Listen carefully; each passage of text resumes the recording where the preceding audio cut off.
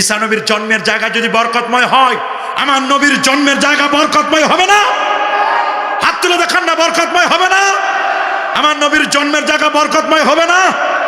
একদল বের হয়েছে, নবীর মিলাদুন নবীর কথা শুনতে চায় না। নবীর মিলাদ ক্যামের কথা বললে ওদের চোখ উল্টায় দেয়, ওদের কলিজা ছিঁড়ে যায়। আছে না একদম?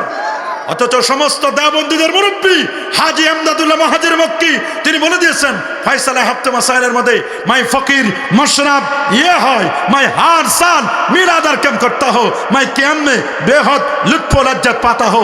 প্রতি বছর আমার বাসায় মিলাদ পড়ি, কায়াম করি, নূর নবীর তাজমে দাঁড়াইয়া সালাম জানাই, এতে আমি মজা পাই, স্বাদ পাই, তারা মজা পায়, স্বাদ পায়। আরে বাবা, 16 ডিসেম্বরে আমার সোনার বাংলা, আমি তোমায় ভালোবাসি।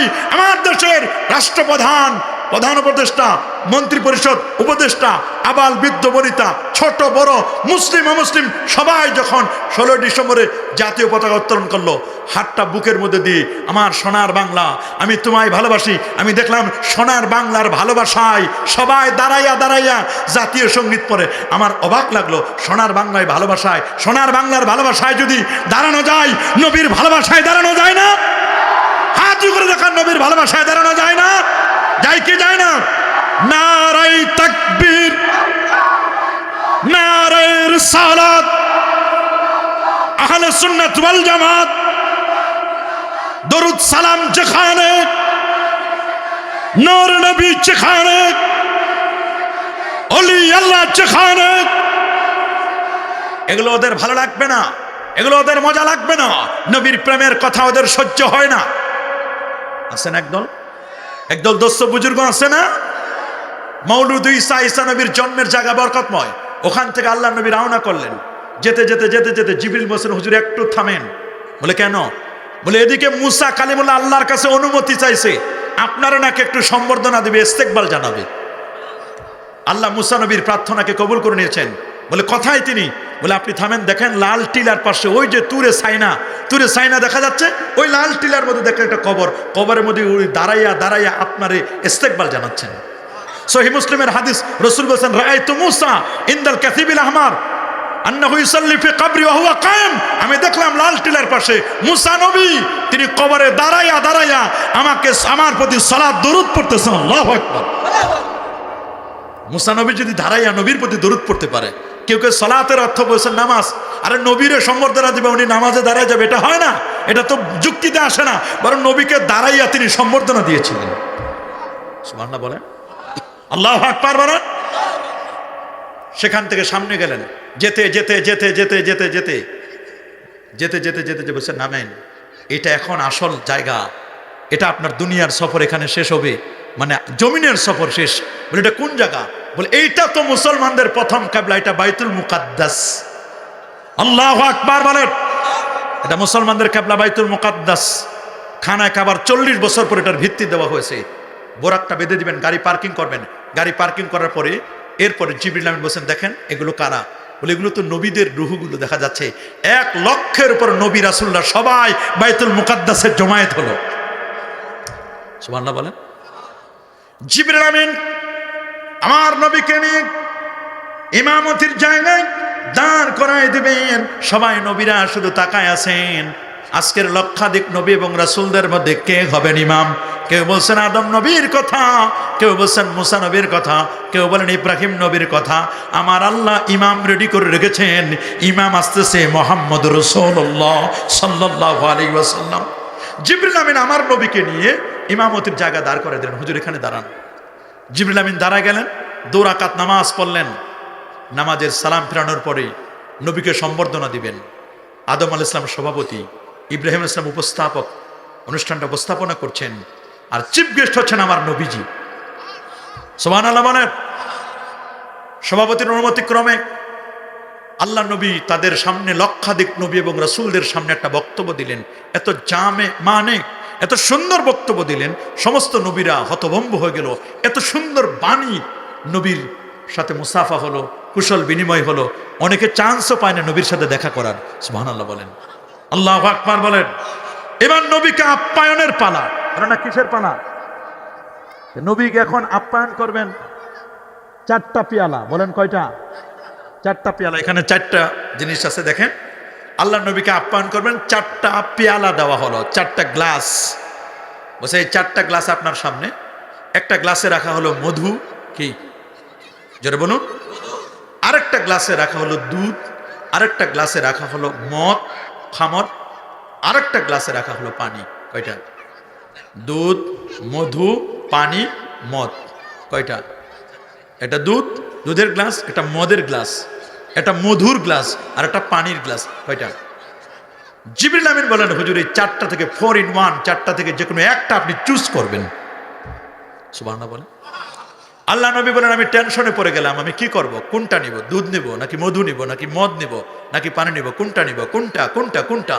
নবী কনফিউশনে পড়ে গেলেন। এক পর্যায়ে রাসূলুল্লাহ বলেন আখাস্তুল লাবান, আমি দুধের গ্লাসটা টেনে নিলাম। আরো জোরে, কে নিলেন? দুধের গ্লাস। জিবরিল আমিন আল্লাহর প্রশংসা করে বললেন আখাস্তাল ফিতরা, স্বভাবজাত হিসেবে আপনি ভালো জিনিস নিয়েছেন, কারণ দুধ এটা একটা আদর্শ খাদ্য। দুধ হলো ইলমে শরিয়াত। বলেন দুধ কি? আর দুধের ভিতরে দুধটা জ্বালানোর পরে এরপর সর, ঘি, মাখন, এগুলো সব হলো ইলমে মারিফত। দুধ ছাড়া কখনো সর হয় না, ইলমে শরিয়ত ছাড়া কখনো ইলমে মারিফত হয় না। কিন্তু আমরা দেখতে পাচ্ছি বর্তমান জামানায় একদল ভণ্ড পীর আছে, নামাজ নাই, রোজা নাই, হজ নাই, যাকাত নাই, তরিকা নাই, তাসাউফ নাই, লেবাস নাই, পোশাক নাই, সিরাত নাই, সুরত নাই, আদব নাই, আখলাক নাই, আছে মদ, জুয়া, গাজা, ইয়াবা, বাবা, হিরোইন, ফেন্সিডিল, একতারা, দোতারা, সেতারা, আউল, বাউল, ফাউল নামের ভণ্ড প্রতারকগুলো লাল শালুক উড়াই দেয় আর দাবি করে এগুলো নাকি মারেফত। খোদার কসম এগুলো মারেফত নয়, এগুলো মায়ের পথ, এগুলো মরার পথ। ইসলাম এদের সাথে কোনো সম্পর্ক, ইসলামের সম্পর্ক আছে নাকি? এদের সাথে ইসলামের কোনো সম্পর্ক আছে? আমরা ভণ্ড পীরদের সাথে কখনো একমত হব? খালি অমুক বাবা, অমুক বাবা, অমুক বাবা। বাবার জিকির নয়, জিকির হবে আল্লাহর। বলুন কার জিকির? সবার মুখে কার জিকির? জিকির হবে আমার আল্লাহর। অমুক বাবা, অমুক বাবা, তোমার কোন বাবা কি করেছে এটা দেখার বিষয় নয়, বরং দেখতে হবে কোন বাবার আদর্শ কি ছিল, কোরআন সুন্নাহ ইজমা কিয়াস নবীর আদর্শ মতো চলেছে কিনা, এটাই হচ্ছে দেখার বিষয়। নবী কি নিলেন বলেন? মদ নিছে? জিবরিল আমিন বলেন হুজুর লাউ আখাস্তাল খামরা, যদি মদ নিতেন গাওয়াত উম্মাতুক, আপনার উম্মত পথভ্রষ্ট হয়ে যেত। নেয় নাই তাতে যে অবস্থা, বলেন না, নেয় নাই তাতে যে। আর আপনারা তো বর্ডার এলাকার মানুষ, এখানে তো আরো খুব ইজিলি সব পাওয়া যায়। কথা বলেন। অধিকাংশ যুব সমাজ নষ্ট হচ্ছে মদ, জুয়া, ইয়াবা, বাবা, হিরোইন, ফেন্সিডিলের কারণে, ঠিক কিনা বলেন? আমাদের যুব সমাজকে যদি বাঁচাতে চাও, মদ থেকে তাদেরকে বাঁচিয়ে রাখো। 3W গোটা পৃথিবী শাসন করছে, 3W নিয়ে পৃথিবী বর্তমান আজকে কঠিন অবস্থা। কয় ডব্লিউ? www. 3W তো পৃথিবী শেষ করে দিচ্ছে। কয় ডব্লিউ? দেখেন না আপনারা যখন কিছু সার্চিং দেয় কয়টা লেখেন? www. 3W। এক ডব্লিউ হলো ওমেন, নারী। যত ফেতনার মূল হচ্ছে নারী। জোরে বলেন, নারীর কাছে সবাই ধরা। যত বড় হুজুর হোক, আলেম হোক, পীর হোক, আর যত বড় ব্যারিস্টার হোক, আর যত বড় বিসিএস ক্যাডার হোক, জামালপুরের ডিসি শেষ। দেখেন না, নারীর কাছে সবাই ধরা। আরো বাড়াই পেয়েছে, আমি আর পরের গুলো বলতে চাইছিলাম না। আরো কত বিসিএস ক্যাডার শেষ। এটা নারী, নবী বলছেন এটা সবচেয়ে বড় ফিতনা। আন-নিসাউ হিবালাতুশ শায়াতিন, নারীরা হলো শয়তানের দড়ি। কথা বলেন। আবার নারীর পদতলে সন্তানের বেহেশত। কোন নারী?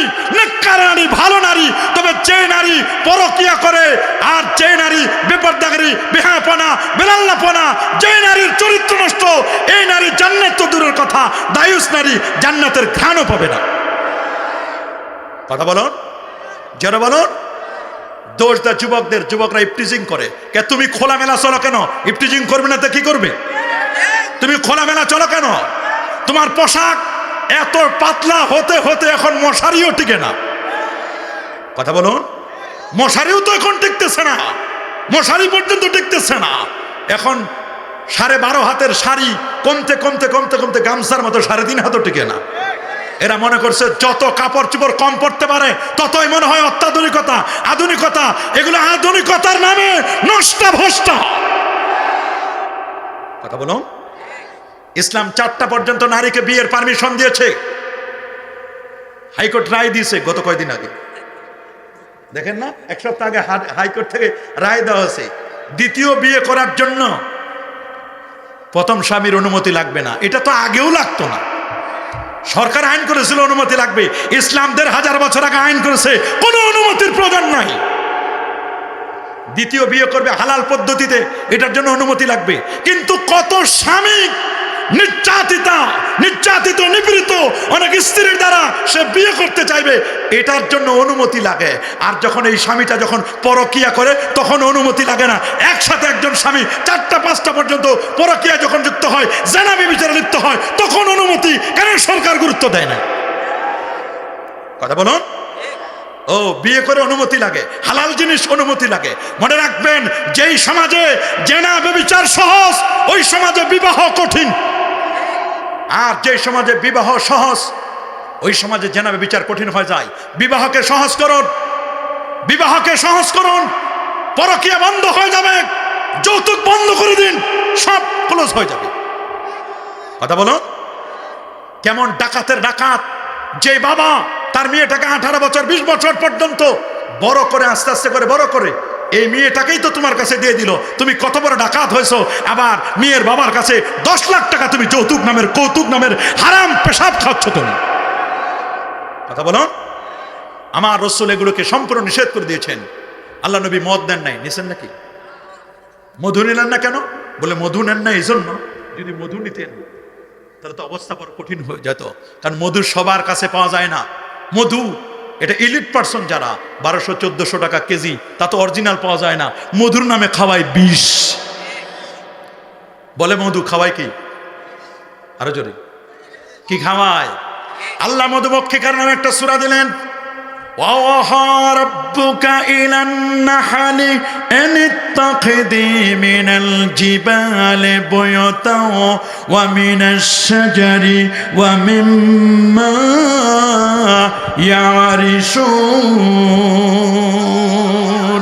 ثُمَّ كُلِي مِن كُلِّ الثَّمَرَاتِ فَاسْلُكِي سُبُلَ رَبِّكِ ذُلُلًا يَخْرُجُ مِن بُطُونِهَا شَرَابٌ مُخْتَلِفٌ أَلْوَانُهُ فِيهِ شِفَاءٌ لِلنَّاسِ।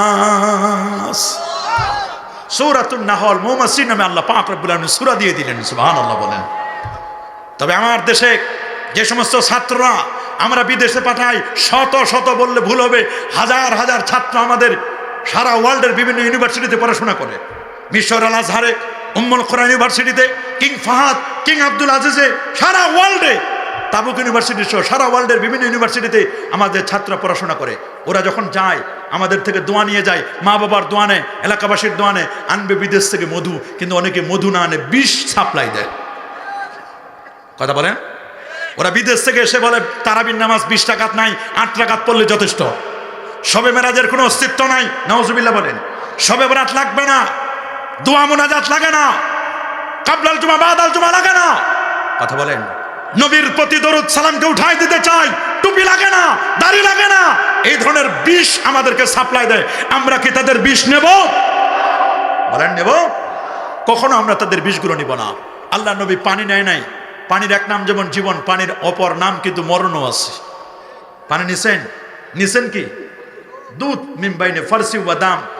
গাভী যে ঘাস খায়, ঘাস থেকে একদিকে খড়কুট আরেকদিকে রক্ত, মাঝখানে আল্লাহ তৈরি করেন একেবারে খালেজ দুধ।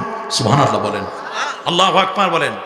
আমার নবীকে আপ্যায়ন করার পরে আল্লাহর হাবিব প্যারা নবী রসুল করিম সাল্লাল্লাহু আলাইহি সাল্লামকে বলা হলো, হুজুর এতটুকুন সফর আপনার জন্য ইসরা, এটা জমিনের সফর, এটাকে যদি কেউ অস্বীকার করে তাহলে লোকটা বেঈমান হয়ে যাবে। এটার নাম ইসরা। এবার শুরু হবে ঊর্ধ্বগমন। সুবহানাল্লাহ বলেন, আল্লাহু আকবার বলেন। আল্লাহ নবী এবার বোরাকে উঠলেন। বোরাকে ওঠার পরে নবীজি আমার এবার রওনা করবেন। পরে আল্লাহ নবী এবার বোরাকে আরোহণ করার পরে জিবরিলকে পিছনে নিয়ে নবীজি চললেন, চন্দ্র, সূর্য, গ্রহ, নক্ষত্র, Neptune, Pluto, galaxy, Milky Way, nova, supernova, Proxima Centauri, নবীজি অনেক দূর পর্যন্ত চলে গেলেন। সূর্য থেকে 33 কোটি গুণ বড় একটা তারকা, তারকাটার নাম বেটলজিয়াস তারকা। সূর্য পৃথিবী থেকে 13 লক্ষ গুণ বড়, সুবহানাল্লাহ বলেন। 9 কোটি 30 লক্ষ মাইল দূরে, 15 কোটি কিলোমিটার দূরে সূর্য। সূর্য থেকে 33 কোটি গুণ বড় তারকা বেটলজিয়াস তারকা। তার থেকে 45 কোটি গুণ বড় একটা তারকা ওয়াইএক্স স্কুটি। আল্লাহ নবী সবগুলো পাড়ি দিয়ে আল্লাহ নবী যেতে যেতে যেতে ব্ল্যাক হোল ক্রস করে সব অতিক্রম করে আল্লাহ নবী চলে গেলেন প্রথম আকাশ। প্রথম আকাশে যখন গেলেন, দরজায় যখন সালাম দিলেন, বলে কে? বলে মোহাম্মদ সাল্লাল্লাহু আলাইহি ওয়াসাল্লাম। তাকে কি দাওয়াত দেওয়া হয়েছে? বলে হ্যাঁ। দরজা খুলেই দেখলেন 120 হাত লম্বা আদম নবী দাঁড়ানো। আল্লাহু আকবার বলেন। প্রথম আসমানে দেখলেন আদম আলাইহিস সালাম দাঁড়ানো, আদম নবীর সাথে মুসাফা হলো। চলে গেলেন দ্বিতীয় আসমানে, হযরত ইয়াহিয়া আলাইহিস সালাম, ওনার সাথে মুসাফা হলো। তৃতীয় আসমানে ইউসুফ আলাইহিস সালাম, যাকে পৃথিবীর অর্ধেক সৌন্দর্য আল্লাহ দান করেছিলেন, তার সাথে দেখা হলো। চতুর্থ আসমানে ইদ্রিস আলাইহিস সালাম এবং হযরত ঈসা আলাইহিস সালামের কথাও বর্ণনা করা হয়েছে। ঈসা আলাইহিস সালাম এবং ইদ্রিস আলাইহিস সালাম দেখা হলো। দেখা হওয়ার পরে চলে গেলেন পঞ্চম আসমানে হারুন আলাইহিস সালাম, তার সাথে দেখা হলো, মুসাফা হলো। চলে গেলেন ষষ্ঠ আসমানে, দেখা হলো মুসা কালিমুল্লাহ। তো উনি জিজ্ঞেস করেন আপনি কোথায় যাচ্ছেন? বলে আমি আল্লাহ পাকের দিদারে যাচ্ছি, আল্লাহকে দেখার জন্য। তখন মুসা নবী বলেন তাহলে আপনার সাথে একটু কথা আছে আমার। বলে কি কথা বলুন? বলে আমি তো আপনার আগে আল্লাহর কাছে দরখাস্ত করেছিলাম, রাব্বি আরিনি, আল্লাহ আমার একটু দেখা দেন। আল্লাহ আমাকে নাকচ করে দিয়েছেন, লান তারানি, তুমি আমাকে কখনো দেখতে পাবে না। মুসা শুধু আল্লাহর সাথে কথা বলেছেন, অডিও কল। কি হয়েছে? শুধু অডিও কল, ভিডিও হয় নাই। 2G পর্যন্ত শেষ মুসা নবী। এরপর আর 3G 4G 5G কোনো জেনারেশন ক্রস করতে পারেন নাই। আল্লাহু আকবার বলেন। মুসা নবী শুধু কালিমুল্লাহ। তিলকার রুসুল ফাদ্দালনা বা'দাহুম আলা বা'দ মিনহুম মান কাল্লামাল্লাহ ওয়া রাফা বা'দাহুম দারাজাত। মুসা নবী কালিমুল্লাহ, উনি অডিও কল করেছেন। আল্লাহকে দেখেন, দেখছেন নাকি? আল্লাহকে দেখেন নাই। মুসা আলাইহিস সালাতু ওয়াস সালাম আল্লাহকে তিনি দেখেন নাই। বলে আপনি দেখার জন্য যাচ্ছেন, তাহলে আপনি তো আল্লাহকে দেখবেন। আল্লাহ যেহেতু আপনাকে কমিটমেন্ট করেছেন দেখা দিবেন, তাহলে আপনি দেখবেন। তবে আমি তো আল্লাহকে দেখতে পারি না, আমার একটা বড় আশা। বলে কি বলেন? আপনি যখন আল্লাহকে দেখে ফেরত যাবেন, আমার সাথে একটু দেখা করেন, আমি আপনারে দেখবো। আরো জোরে।